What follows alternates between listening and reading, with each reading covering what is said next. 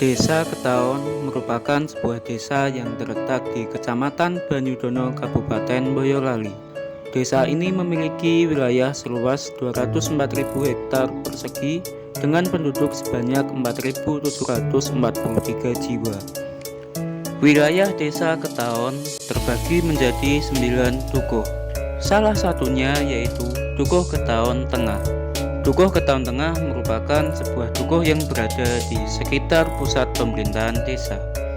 Dukuh ini menjadi tempat saya melakukan KKNT Kerja Dharma, tepatnya yaitu di RT 12 RW 2. Penduduk di RT 12 sendiri terdiri dari 82 kakak. Mayoritas pekerjaan masyarakat di sini yaitu sebagai buruh pabrik. Kemudian 5% masyarakat di RT 12 bekerja sebagai pegawai negeri sipil, sedangkan sisanya bekerja sebagai petani dengan satu kelompok tani. Batas wilayah di RT 12 yaitu pasar, kemudian makam, dan kantor balai desa.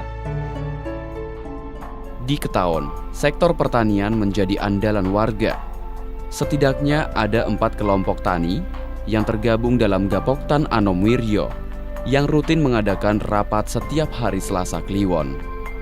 Gapoktan tersebut mempunyai mesin tanam sendiri lengkap dengan 4 buah traktor, pompa air, mesin pencacah rumput, dan penggiling jagung. Dalam 1 tahun, mereka dapat panen sebanyak 3 kali dengan urutan panen padi, jagung.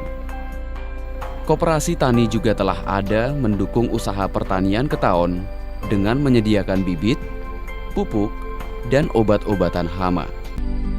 Dalam hal perputaran ekonomi, Kelurahan Ketaon pun memiliki UKM-UKM yang membanggakan, antara lain home industri pembuatan alat musik gitar.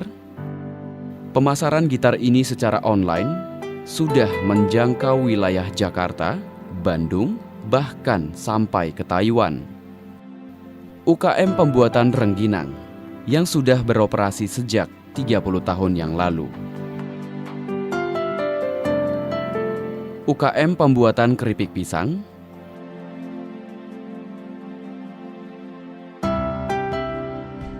UKM pembuatan tahu,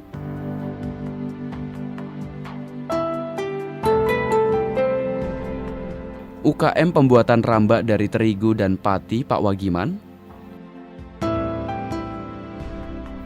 UKM pembuatan pagar, kanopi, pintu dari bahan besi dan baja. Ada juga pembibitan atau pemijahan lele yang diberi makan cacing sutra. Bibit lele dari Ketaon yang paling diminati adalah lele mutiara.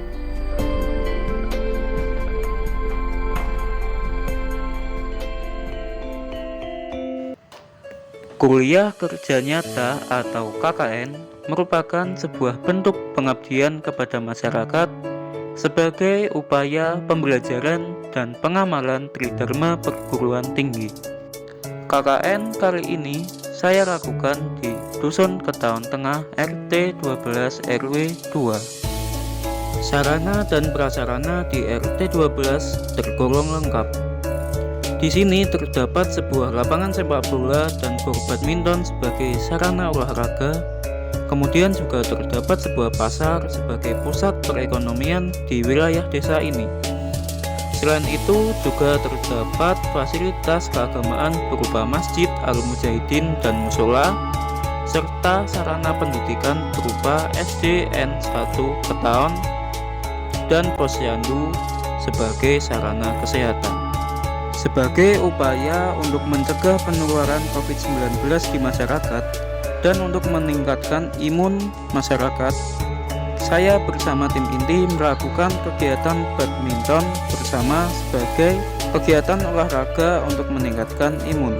Selain itu, saya dan tim inti bersama dengan ibu-ibu PKK setempat juga melakukan pembersihan taman dan penanaman tanaman-tanaman obat serta buah-buahan di Taman Toga yang merupakan sebuah taman yang termasuk di wilayah RT 12 RW 2 Dusun Ketaon Tengah. Pendidikan merupakan suatu hal yang sangat penting dan tidak dapat dikesampingkan meskipun di tengah pandemi COVID-19.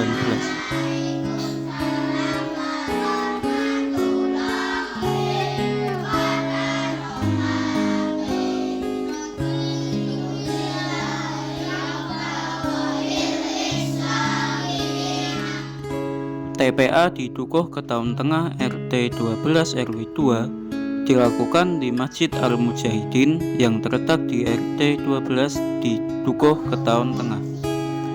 Meskipun di tengah masa pandemi COVID-19, namun pendidikan TPA masih berjalan selama 2 kali dalam 1 minggu dengan menaati protokol kesehatan yang ketat. Adanya pandemi COVID-19 membuat aktivitas keagamaan dan pendidikan di Dusun Ketaon Tengah RT 12 RW 2 terhambat. Pendidikan TPA dan formal yang seharusnya dilakukan di sekolahan harus dilakukan secara daring dan terbatas, sehingga orang tua dan wali murid harus pintar-pintar mendampingi anaknya. Selain itu, kegiatan keagamaan masyarakat yang melibatkan kerumunan juga harus ditiadakan. Dalam masa pandemi seperti ini, kebanyakan orang tua kewalahan untuk mendampingi anaknya belajar secara online. Dikarenakan sistem pembelajaran melalui daring membuat banyak anak-anak yang masih belajar di TK, SD, maupun SMP merasa terhambat karena belum sepenuhnya memahami pembelajaran secara online tersebut, sehingga orang tua lah yang harus memberi pengertian tentang pendidikan. Hal tersebut telah membuat orang tua harus bekerja secara ekstra dan meluangkan waktunya untuk mengajari anak-anak mereka. Diberlakukannya PPKM di masa pandemi ini juga menambah hambatan bagi masyarakat, pelaku UMKM, serta anak-anak untuk menjalani pendidikan. Pendidikan agama dan TPA yang seharusnya dilakukan di masjid selama 2 kali dalam seminggu harus ditiadakan karena penerapan PPKM ini. Sebagai upaya untuk tetap mendukung pembelajaran masyarakat, saya bersama tim inti berupaya untuk menumbuhkan pendidikan karakter anak selama pandemi dan PPKM ini dengan mendirikan program pendidikan di rumah, pendidikan keagamaan dan TPA, dan yang kedua yaitu pendidikan dan pendampingan kelompok belajar bagi anak-anak usia TK, SD, dan SMP. Dengan diadakannya kegiatan ini, kami harapkan akan dapat membantu orang tua atau wali murid yang kesulitan untuk mendampingi anaknya belajar. Besar harapan kami agar kegiatan-kegiatan ini dapat berlanjut meskipun di luar kegiatan KKN. Semoga bermanfaat bagi masyarakat. Sekian dan terima kasih.